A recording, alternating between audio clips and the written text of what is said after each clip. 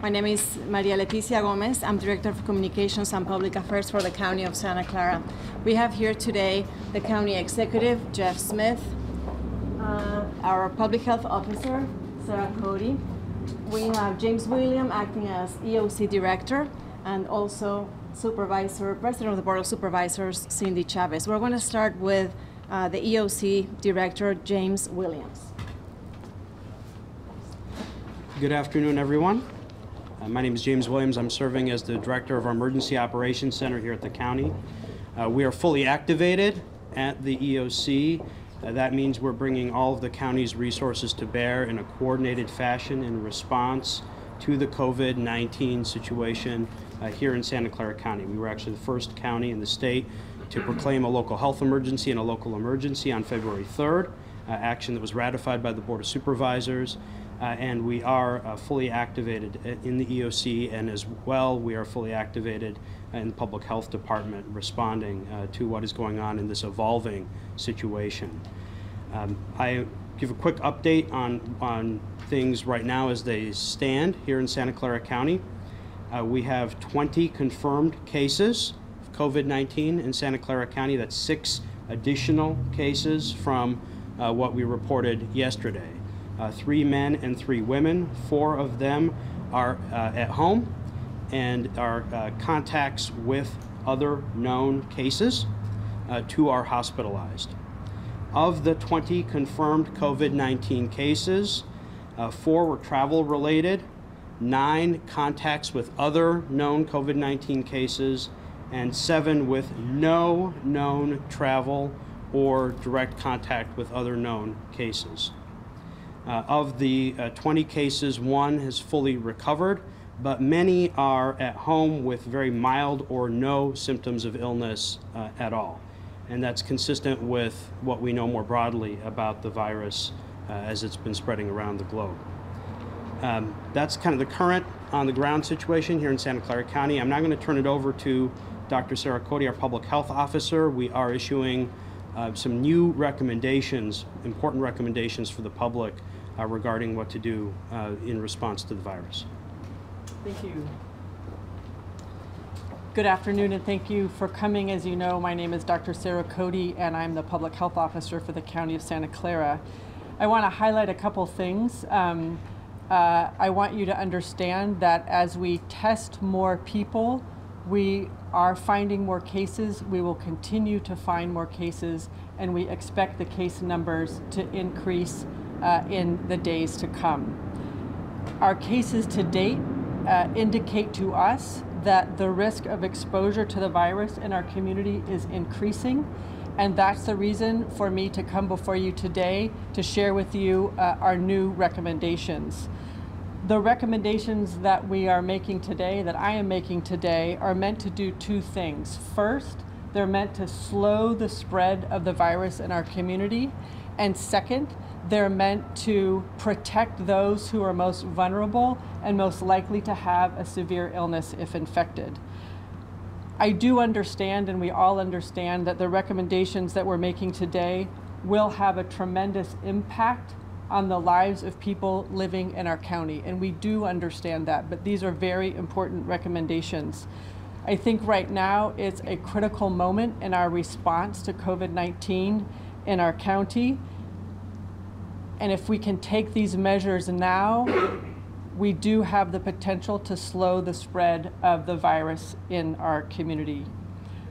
The recommendations that we developed are based on close consultation with our colleagues here from the Centers for Disease Control and Prevention, as well as colleagues in public health and other similarly affected communities.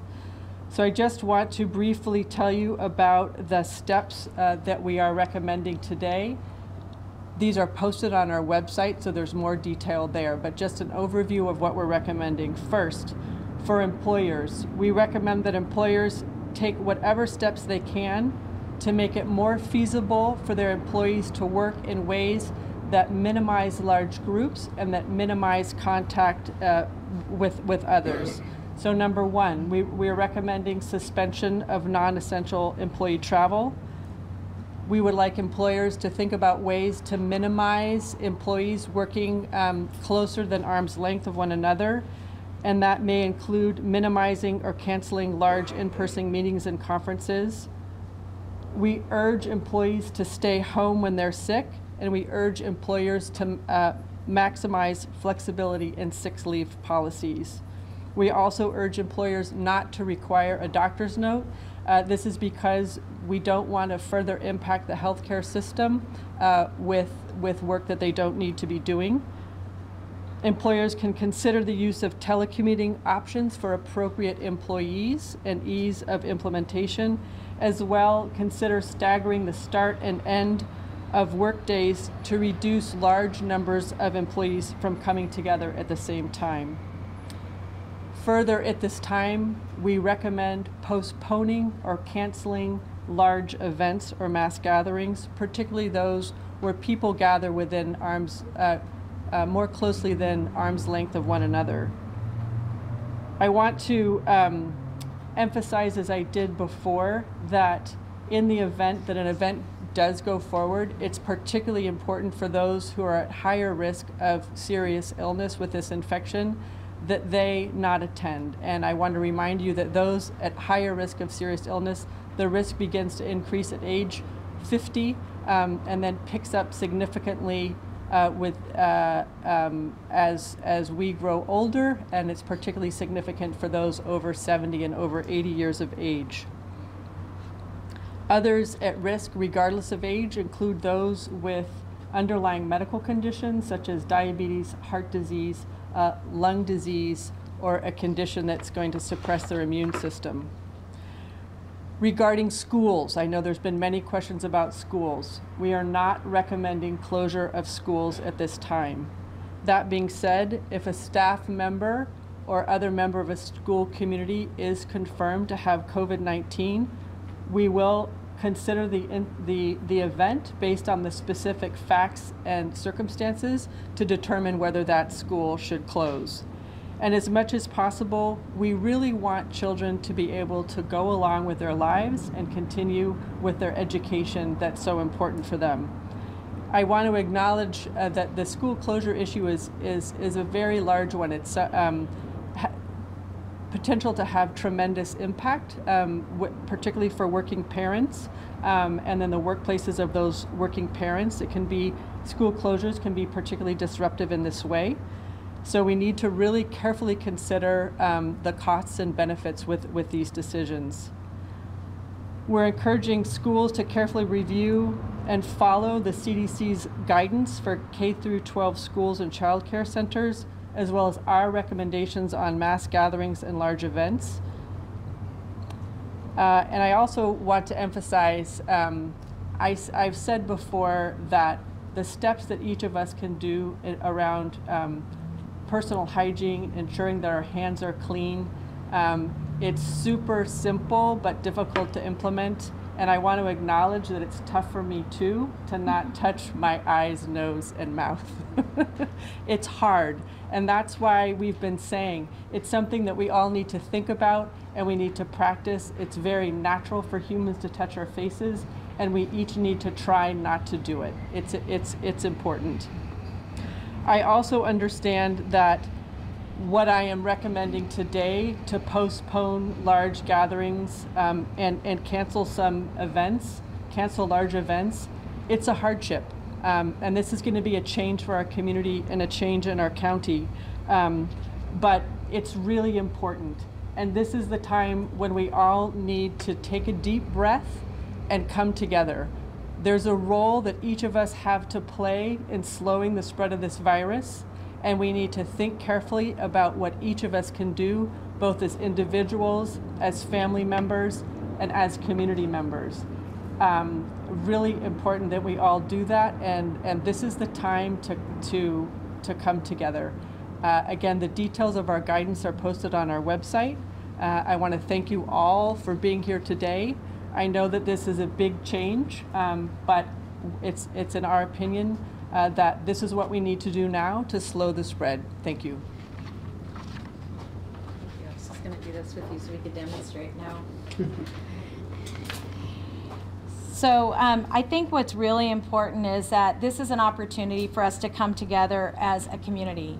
And one of the reasons this is so important is while this is the latest information, it won't be the last. This is an evolving situation, and we're getting the best thinking and the best actions we can. We're rooting our recommendations in science, in what we believe we know today. We're mindful that there could be economic impacts from canceling large events and asking businesses to take other actions. I want to assure you that none of the decisions and recommendations we're making are we taking lightly.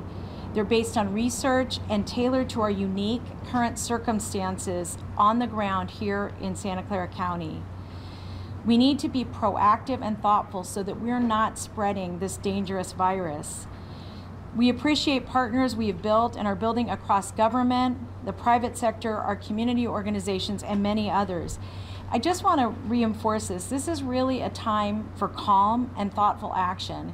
If any of you have been to a Costco lately, you'll know that we're teetering on the brink of not being calm and not being thoughtful. We want to make sure we're not hoarding goods that should be used for our medical purposes, that we're really being mindful that we are part of a community. We're not just one household at a time. So I want to re-emphasize, please be calm and be thoughtful, and we'll give you the best information we can as soon as we know it. Thank you. Oh, by the way, do not, it's really hard, but wash your hands and do not touch your face. And it's, you know, and you can make a game out of it, but let's remind people how to stop doing that. Thank you. So that's it for the speakers. They can answer a couple of questions. They will not be doing one-on-ones. If you need information in Spanish, I can help you out afterwards. Dr. Cody. What are the major large events that are happening in the county that are going to be, based on your recommendations, likely canceled? So we don't have a list of specific large events, but we're talking about things like concerts, events at stadiums. That includes obviously games, but other things. It can include conferences and other gatherings. Basically, the bottom line here is we want to make sure that people aren't in a space where they're among many, many other people without being able to keep a distance from others. And how long are you going to recommend that events be canceled for the rest of the year? We're recommending that events be canceled at this time, given the current situation. We don't know how this virus is going to evolve, what's going to happen in terms of magnitude in the next few weeks, but for right now, people should be canceling events. Have you gotten any feedback from either sports teams or venues, or have they been contacted? Not at this time. Dr. Cody, it sounds like it's under control right now. This in Washington seem to be ground zero for what we're talking about. Are you worried that it may get out of control if you don't abide by what we're doing? So the strategy that we have had until today has been what we called containment, where we identify every case, trace every contact. What we know now from the data that we have with a number of cases where we cannot trace the contact, that's an indicator to us that the virus is circulating at some level in the community and that it's increasing. That is the reason for making this pivot and this change to broader strategies like canceling large events and mass gatherings. And just to, what that means is we want to, it's all about probabilities, reducing the smaller the number of people that gather, the better. The farther apart they are when they gather, the better. The shorter the period of time that they're together, the better. But are you worried that it might get out of control if we don't do what you're recommending? We don't know, the honest truth is we don't know how this virus is going to behave, but the recommendations we're making today are because in consultation with our colleagues at the Centers for Disease Control and Prevention, as well as other affected communities like Seattle-King County, the best evidence to date suggests that these are the actions that we need to take to slow the spread in our community. And the 6 new cases, how did they have nothing related to the previous cases? The 6 new cases are a combination. Some of them are related to existing cases and some of them are not. Mr. Williams, you have not told the sharks that maybe they should not play. We are pushing out this communication to everyone who might be affected, and it's not just a question of a Sharks game. Many businesses, many organizations, community-based organizations, private organizations, governmental organizations host large gatherings. We do so on a daily basis, and we are providing this communication to everyone. And we will do the best we can to push that information out to everyone. So it's not just a question of one or two venues or one or two event organizers. We have a responsibility to communicate this to everyone, and we are actually asking for your help in assisting with making sure that everyone gets that message, because there are many folks who have and organize large gatherings. It's hard to be specific, but you're recommending this hold up on Sharks games. This would include Sharks games, yes. Any more questions? Where are the 20 people that have tested positive? Where are they? They are all over Santa Clara County. They're isolated at home, not in a hospital? It depends. So some of them are hospitalized and some of them are isolated at home. What makes the difference? Their medical condition. So some are in more serious medical shape and need to be treated in a hospital setting, and others have, as I said before, either very mild or no symptoms of illness. Sarah, what have you learned, or your department learned, about this virus? What have you learned that you didn't know 6 weeks ago? One of the aspects of this virus that's become more clear is that there's a group of people that are at increased risk of becoming severely ill or even dying were they to become infected. One of the reasons for the guidance that we've issued this week, earlier this week and today, is to further protect those individuals from becoming infected. Last And- question. Not One affecting more. kids? That's when the kids are getting it. The information that we've seen from looking at experience in other countries as well as experience here is that very few children show up as cases. So the groups that we're most concerned about are older adults and people with chronic underlying health conditions. Those are the groups that seem to be most at risk of severe illness, and those are the groups that we seek to protect. Does the San Jose Airport count as a large gathering place?